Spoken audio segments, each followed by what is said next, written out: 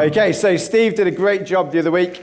He introduced some of us to Proverbs. A proverb is a short, thought-provoking saying that conveys a world of truth. They are not a set of rules which we must obey, so that's really helpful to remember as we go through today. But an observation about how life works, not to be taken in isolation, but when we look at these themes, it gives us an idea about how God thinks, and something we are meant to chew over and get to know. A biblical proverb is unique in that it acknowledges that the true wisdom comes from God. In Proverbs 1 verse 7, it says, "The fear of the Lord is the beginning of knowledge." Godly wisdom is part of the building blocks we aim to live by. So, we're going to try and have a little bit of fun. I need some volunteers now. Who's going to be brave? I need probably 4 volunteers who want to try a game. Okay, Sam, you can come out. You're brave. Anybody else? Molly, come on. Anyone else? Do you want to come out, Callum? And young man at the back, do you want to come out? Spoil this microphone. Okay, so we're going to flick through. So we've got a game. Okay, so I want you to come out this way so you can face everybody if you want. Now I've written down some limericks. Well, not limericks, tongue twisters. Do you know what a tongue twister is? Yeah. This one's called Fuzzy Wuzzy Was a Bear. Yeah, has anyone heard Fuzzy Wuzzy Was a Bear before? No, shall I read it out first? And then you've got to say it as fast as you can. So, Fuzzy Wuzzy was a bear, Fuzzy Wuzzy had no hair. Then Fuzzy Wuzzy wasn't fuzzy, was he? So, should we use Sam first of all to see how Sam can do it? Do you want the words? Go on then. Right, you got to do it really, really, really quickly. Yep, all right. Fuzzy Wuzzy was a bear, Fuzzy Wuzzy had no hair. Then Fuzzy Wuzzy wasn't fuzzy, was he? Awesome. Okay, Molly, do you want to go next? Because in a minute you're going to have to do it twice really quick. Fuzzy Wuzzy was a bear, Fuzzy Wuzzy had no hair, then Fuzzy Wuzzy wasn't fuzzy, was he? Awesome, well done. And what's your name? Hayden. Hayden, let's have a go, Hayden. Fuzzy Wuzzy was a bear, Fuzzy Wuzzy had no hair, then Fuzzy Wuzzy wasn't Fuzzy. fuzzy, was he? Awesome, well done. Okay, Callum, let's have a go. Fuzzy Wuzzy was a bear, Fuzzy Wuzzy had no hair, then Fuzzy Wuzzy wasn't fuzzy, was he? Awesome. Okay, so what we're going to do now, I think, I'm going to have Sam and Molly against each other and Hayden and Callum against each other. Now, you've got to say it twice. You've got to face Molly and say it. And you've got to do it twice as quick as you can. Okay. But if you get it wrong, you're out and Molly wins the sweets. All right. Yeah. Fuzzy Wuzzy was a bear, Fuzzy Wuzzy had no hair. Then Fuzzy Wuzzy wasn't fuzzy, was he? Fuzzy Wuzzy was a bear, Fuzzy Wuzzy had no hair. Then Fuzzy Wuzzy wasn't fuzzy, was he? Oh, that's pretty good. Well done, Sam. Give me a round of applause. Fuzzy Wuzzy was a bear, Fuzzy Wuzzy had no hair, then Fuzzy Wuzzy wasn't fuzzy Wuzzy. Fuzzy Wuzzy was a bear, Fuzzy Wuzzy had no hair, then Fuzzy Wuzzy wasn't fuzzy Wuzzy. Okay, well done. Okay, right, we've got Callum and what's your name in? Hayden. Cool. Right, Hayden, go for it. Fuzzy Wuzzy was a bear, Fuzzy Wuzzy had no hair, then Fuzzy Wuzzy wasn't fuzzy, was he? Fuzzy Wuzzy was a bear, Fuzzy Wuzzy had no hair, then Fuzzy Wuzzy wasn't fuzzy, was he? Oh, well done. Give him a round of applause. Okay, there you go. Fuzzy Wuzzy was a bear, Fuzzy Wuzzy had no hair, then Fuzzy Wuzzy wasn't fuzzy, was he? Fuzzy Wuzzy had a bear, Fuzzy Wuzzy had no hair, then Fuzzy Wuzzy wasn't fuzzy, was he? Okay, well done, you two. I'm going to give you 2 sweets, and we're going to take the champions. So you two can go and sit down. We're going to get the champions to try something a little bit harder, because you two are pretty good. And Sam, you've got your work cut out here. So now we've got Peter Piper picked a peck of I can't even say it. Go and try it. Peter Piper picked a peck of pickled peppers. A peck of pickled peppers Peter Piper picked. If Peter Piper picked a peck of pickled peppers, where's the peck of pickled peppers Peter Piper picked? Oh, not bad, not bad. I'm not sure it was perfect. Peter Piper picked a peck of pickled peppers. A peck of pickled peppers Peter Piper picked. If Peter Piper picked a peck of pickled peppers? Where's the peck of pickled peppers Peter Piper picked? Awesome. Okay, well done. That was brilliant. Is mine gone up? No, sorry. Well done. You both deserve sweets. There you go, and there you go. Now, Sam, what I'm going to ask you to do is just pass those around while everyone's sort of sat around and the kids can have sweets. Hopefully that'll distract you. There we go. Okay. So, in a way that had absolutely no relevance to what I'm going to say, apart from today we are looking at the tongue. So, what is the most powerful muscle in the body? Go on then. Your heart. Yeah, that's not a bad idea. Anything else? Anyone else? Got that, Aaron? Your brain. Nearly? Becca? Your tongue. You've seen my notes already. Okay, it could be your legs, it could be your arms. Okay, but the tongue is one of the most powerful things we have in our arsenal. Every word, go back to it. Words are powerful, and God spoke the world into existence. Every word he speaks is intentional, powerful, and accomplishes his purposes. As we look at Proverbs, we will look at how the tongue can be used to bring both life and death. If I'm truly honest, I think this is a really, really challenging subject, and probably not the best one for a children's fun-friendly preach. But I don't really feel like I'm quite qualified enough to do this. But in some strange way, I feel like I'm very qualified. Because I think I spend most of my life with my foot in my mouth due to making mistakes in this area. You see, I can exasperate my children, I can get angry and fly off the handle, I can cause harsh words, I can use harsh words causing hurt, I can pull people down, and I constantly need God's grace to cover over my mistakes. I'm pretty sure that if I gave that a microphone to Aaron, Becca, or Sam, or Rachel, they would give you a whole list of my mistakes. But thankfully, the Bible tells us in Psalm 139, verse 4, that before a word is on my tongue, you, Lord, know it completely. This gives me some hope that God is in control of the God is in control of the universe and knows that at some point during my day, I'm going to make a mistake, and he's there to help me pick up the pieces. In 2 Corinthians 3, verse 18, helpfully it tells us that we are being transformed into his image with ever-increasing glory, which comes from the Lord who is the Spirit. I am a work in progress, and I will get it wrong sometimes, or most of the time. So, if you're feeling brave, what I want you to do is stick your tongue out at the person next to you. Anyone feeling brave? Yeah, brilliant. So, a couple more questions. How long is the average tongue? What do you think? How long is the average tongue? Any guesses? Young man at the back? How long in centimetres, inches? What do we think? What do you reckon? Go on, Aaron. 20 centimetres. How many inches is that? That's massive. What sort of tongue have you got? It's about 3 inches long. How long do you think the longest tongue is?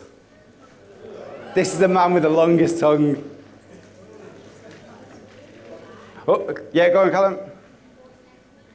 4 centimetres. It's about just under 4 inches. 4 inches long. What animal do we think has the longest tongue? You're not allowed to answer this, any of you, because you've seen it. Anyone? Yes? Oh, amazing. How did you know that? Yes! The anteater. The anteater has a tongue that's about 2 meters long. Yeah, that's huge. Although, my favourite was this. This bear, I think, is pretty much trying to do a good job at trying to beat the anteater. That looks like me after a 5K run. Yeah, that's how I look. Yeah, true.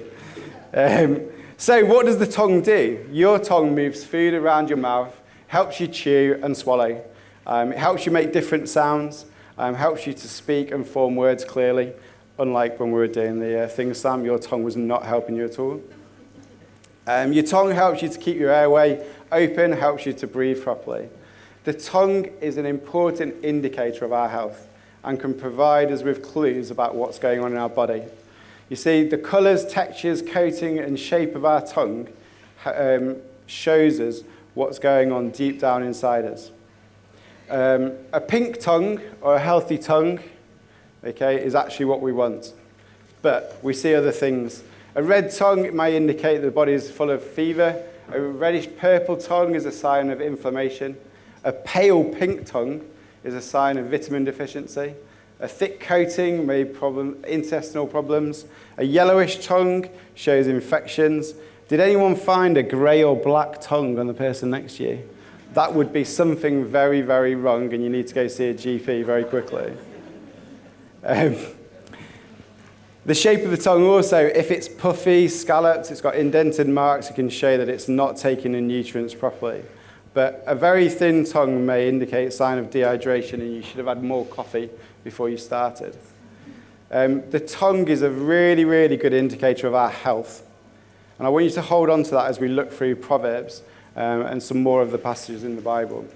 When we look through Proverbs, what I'm going to do is I'm not going to mention the verses or the numbers, but if you want those afterwards, you can see me. Because actually, like Steve said, when we read through it, the flow of it, we get an idea about the theme that's coming through some of those scriptures.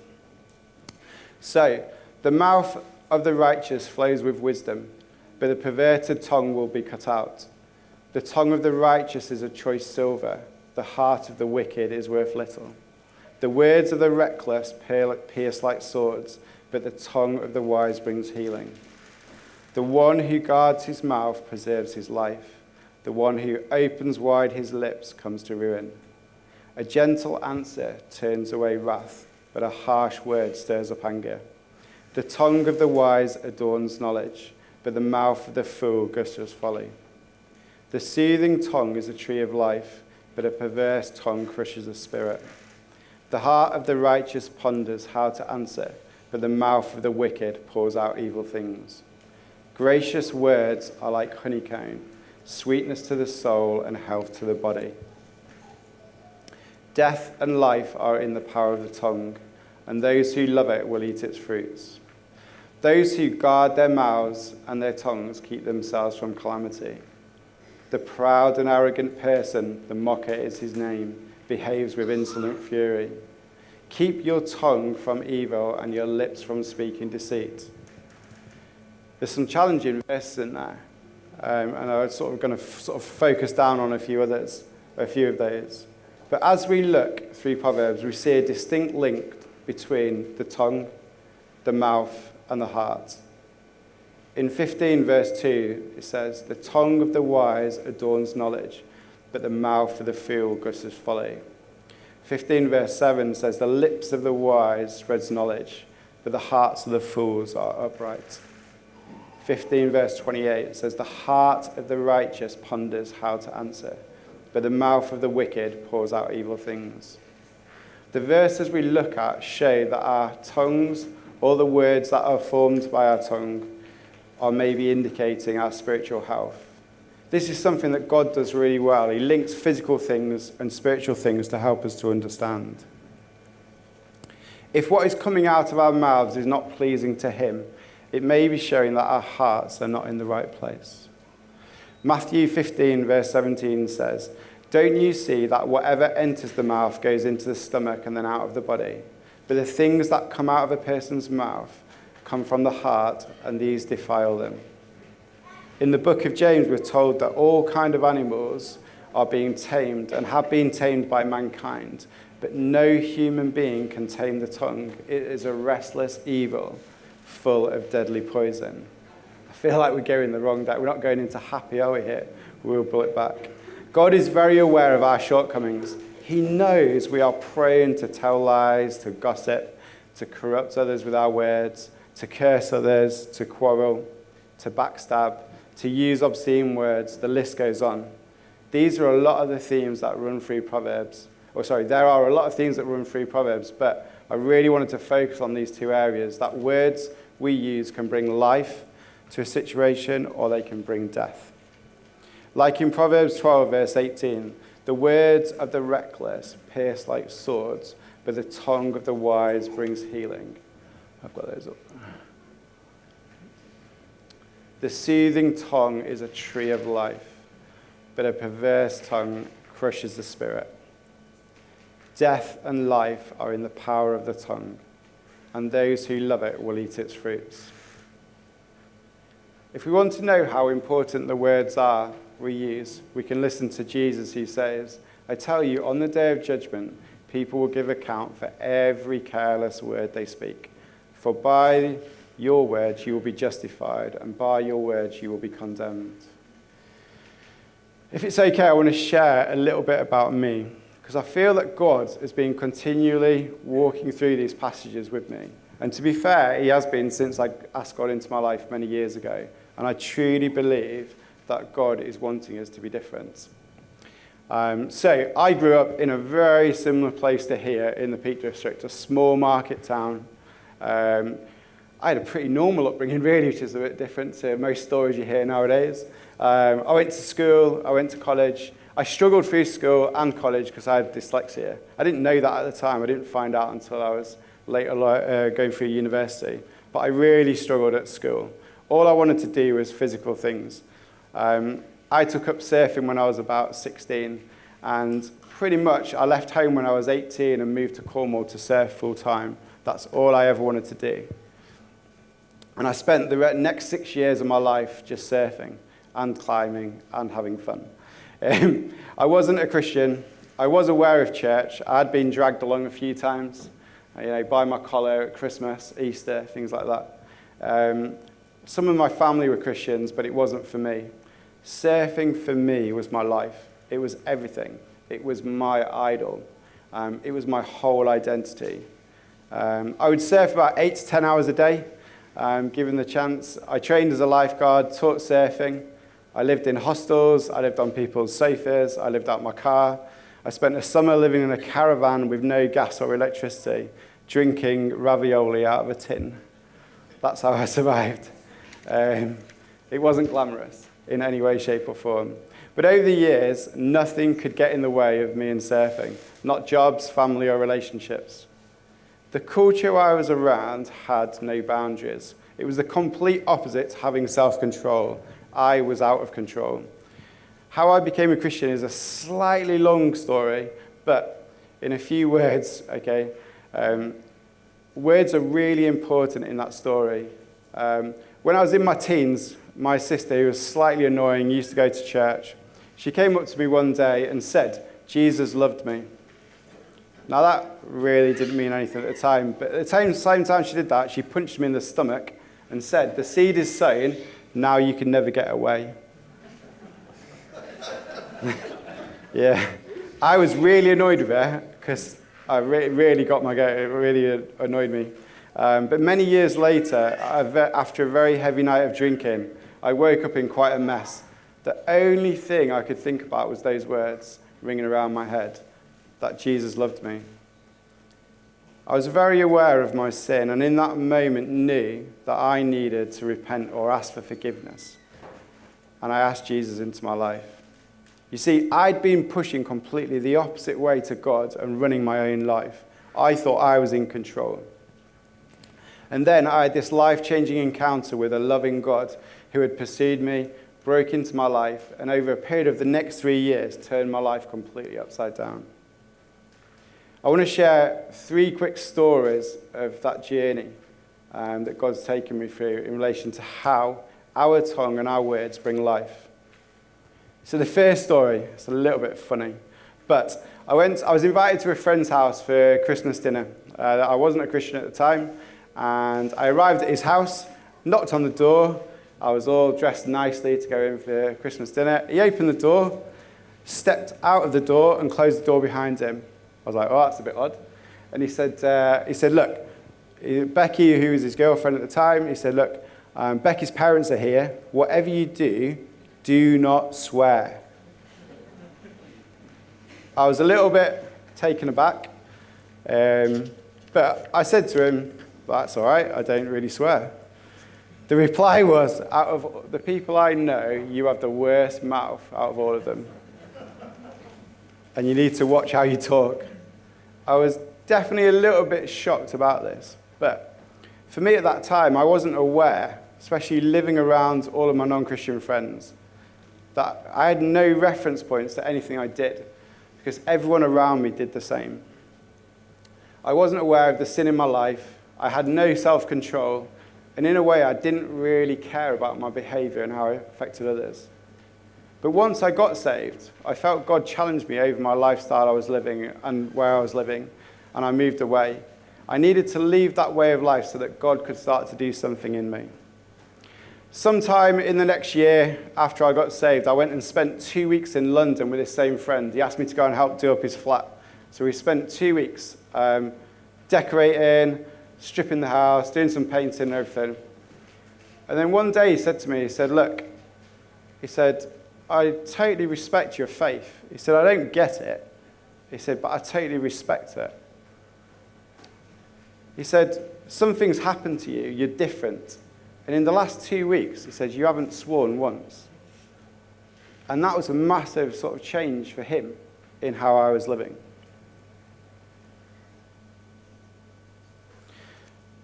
For me, it was a realization that God had begun to change me. I hadn't been to an Alpha course. I hadn't been given a list of rules or regulations to like how we're meant to live. But just inviting Jesus into my heart had started to reshape me. 2 Corinthians verse 5:17 says, therefore, if anyone is in Christ, he is a new creation. The old has passed away. Behold, the new has come. Also, it made me realize that how we act, what we say, has an impact on those around us, that words bring life. He wasn't impressed by my theological knowledge, because I had none. He was taken aback because through meeting Jesus, there was a change in how I used my tongue or the words that came out of my mouth. There was obviously a deeper change in my heart. Over the years, I've had the opportunity to talk to him more and more about my faith, which has led to him reaching out in times of trouble, so I could pray for a situation that saw an amazing healing. I truly believe that God is working in his life, and one day we will see victory. So, story number 2.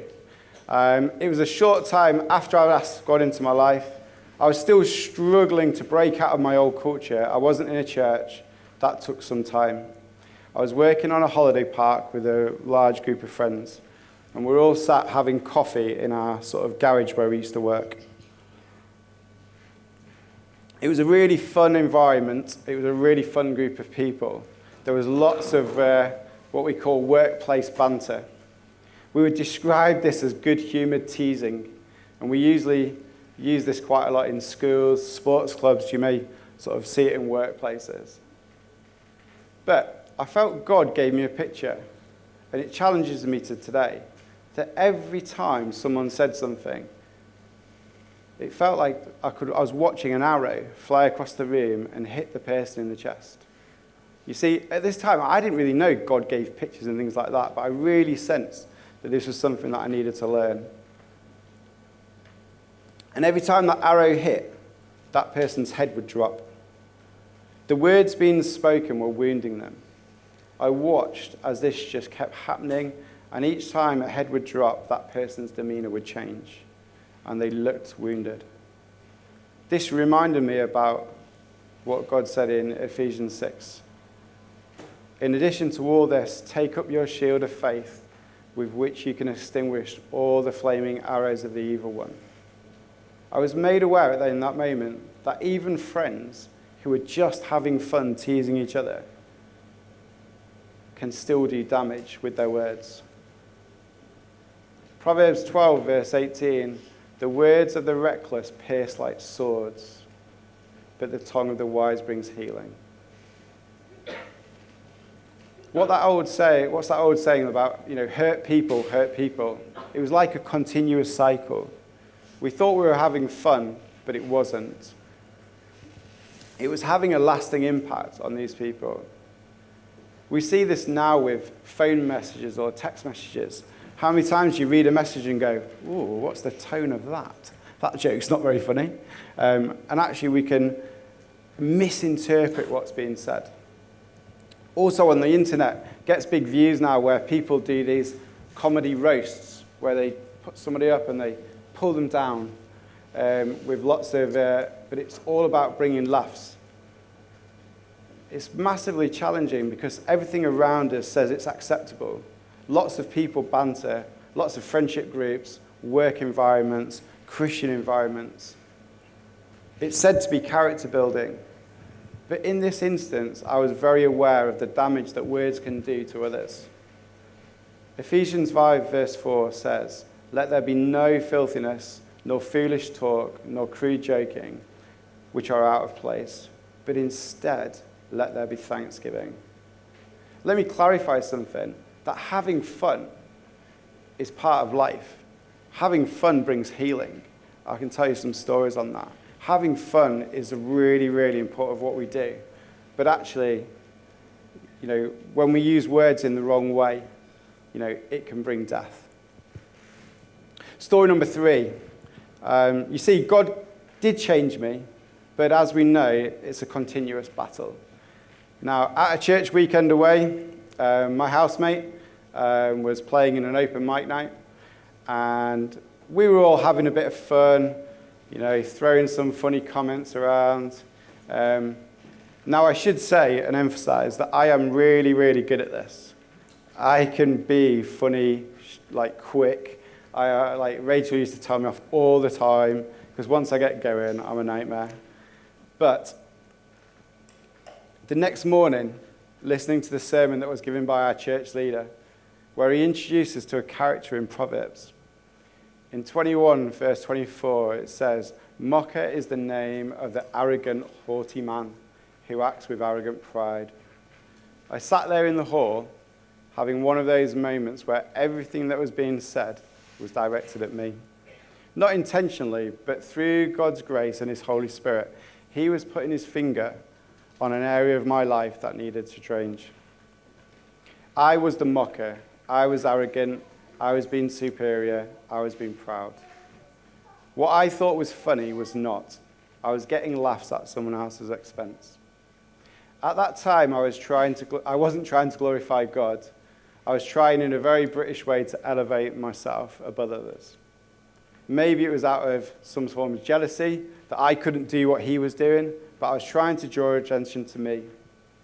I'd spent my whole life doing this. Being dyslexic, I used humor to distract the attention off myself, what I couldn't do. I continued to use it to increase my own self-esteem, and if people were laughing, I assumed they liked me. But it is not right if it's at the expense of others. My tongue, through my words, were bringing death. Psalm 1 says, "Blessed is the one who does not walk in step with the wicked, or stand in the way that sinners take, or sit in the company of mockers. But those who delight in the law of the Lord, and who meditate on his law day and night, that person is like a tree planted by streams of water, which yields its fruit in season, and whose leaf does not wither. And whatever they do prospers." I now see the contrast in those two characters, and I'm hoping that God continues to change me. But by putting off our old self, we are instructed to live differently, to act differently, to speak differently. 1 Thessalonians 5 verse 11 says, "Therefore encourage one another and build one another up, just as you are doing." I believe that when Paul challenges Timothy in 1 Timothy 4 verse 12, "Let no one despise you for your youth, but set the believers an example in speech, in conduct, in love, in faith, and in purity." He is setting an example for our community so that we as followers of Jesus can reflect something different in the world around us. In our schools, in our college, in our workplace, and at home. Remember, when we started this, we reminded ourselves that Proverbs was not a list of rules, and we don't want to wind up with a list of do's and don'ts. But the scriptures really reflect the things that, with Christ in us, we can change. Galatians 2, verse 20, "I've been crucified with Christ. It is no longer I who live, but Christ who lives in me. And the life I now live in flesh, I live by faith in the Son of God, who loved me and gave himself for me. Ephesians 4, verse 20. We are to be made new in the attitudes of our mind and to put on our new self, created to be like God in true righteousness and holiness. Bringing Jesus into our heart will affect what comes out of our mouths from our tongue. This will help us to shape a culture in the church, in our families and around us, reflecting the fruits of the Spirit, which are love, joy, peace, patience, kindness, goodness, gentleness, and self-control. More than ever, we need to be different to the world around us. Yes, we need to be in the world, but not of the world. Showing what it means to follow Jesus and reflecting his character through our words, so that we see fruit, people coming to know Jesus. I believe that this summed up really well in John 15. Dave shared with us last week, where it says, I am the vine, you are the branches. If you remain in me and I in you, you will bear much fruit. Apart from me, you can do nothing. I think that was reflected in the worship as well this morning. Without Jesus, we can do nothing. So, to summarize, let us be wise and remain in Jesus and in him and him in us, so that the power of our tongue brings life to those around us. Cheers.